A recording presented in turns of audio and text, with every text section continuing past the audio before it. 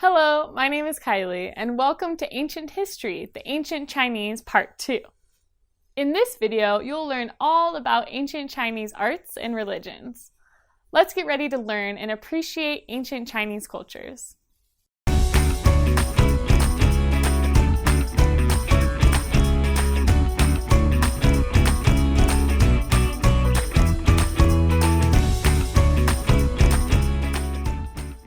One of the many interesting components or parts of ancient Chinese culture is its art and religion.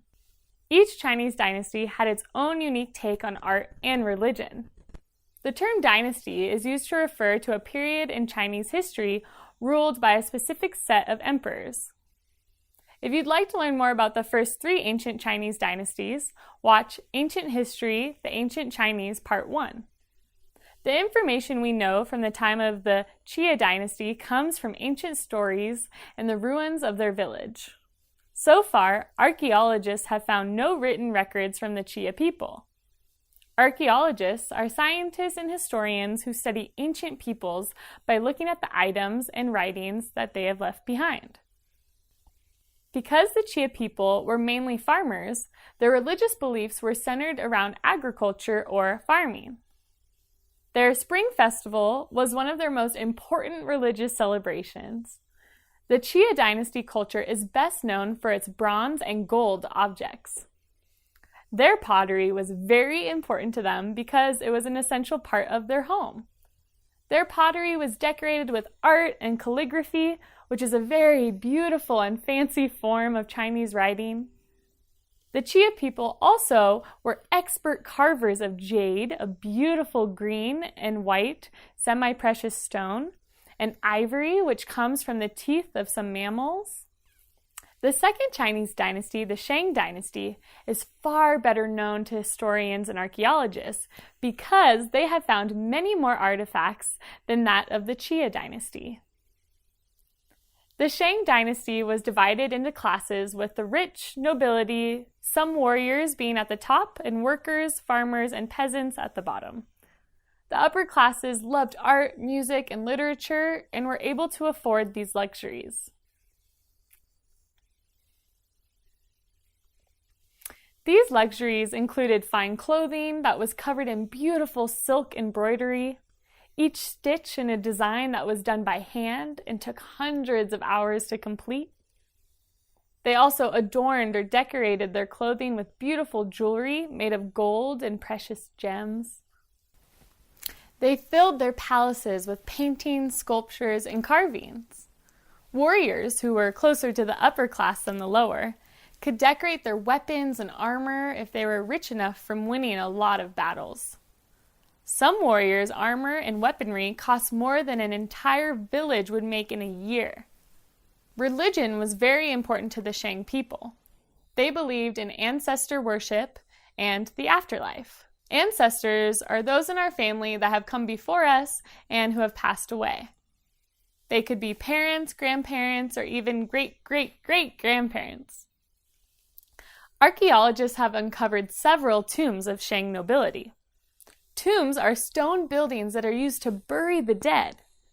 The tombs of Shang rulers contain artifacts of furniture, sculptures, weapons, and money, all things they might need in the afterlife.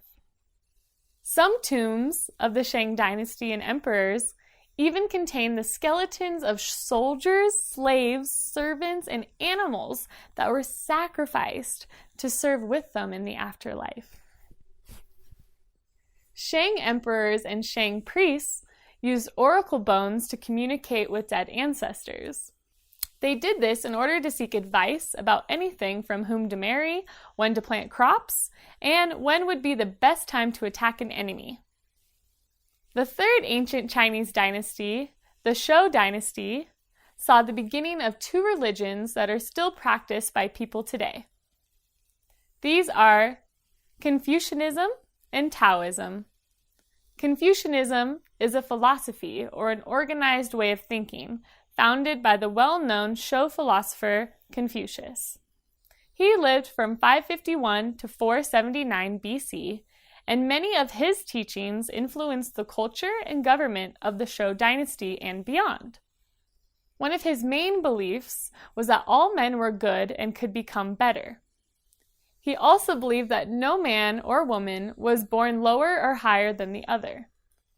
The nobility didn't agree with this because they thought that they were born into a better position and therefore were better than other people they thought to be lower. His passion was to think of a way to end suffering, poverty, sickness, and crime.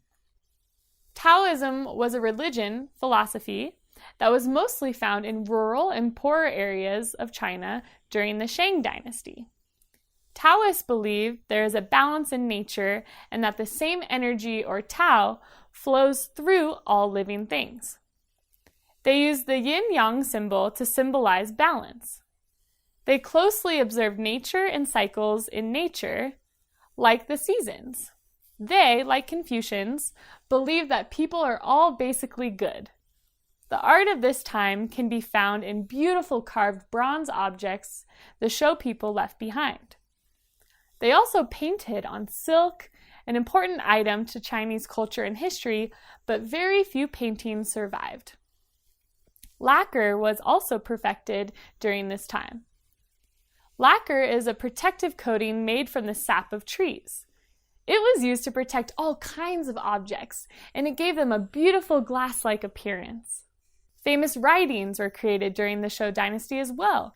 These include The Art of War by Sun Tzu, which is a 13-chapter book on war strategy, and Zhou, or Commentary of Zhou.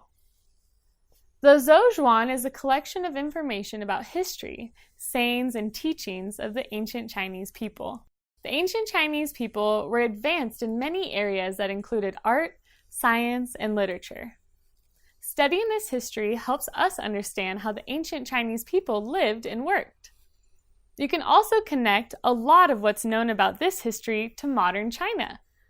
To learn more about the ancient Chinese, please watch the first video in this series, Ancient History Chinese Part 1.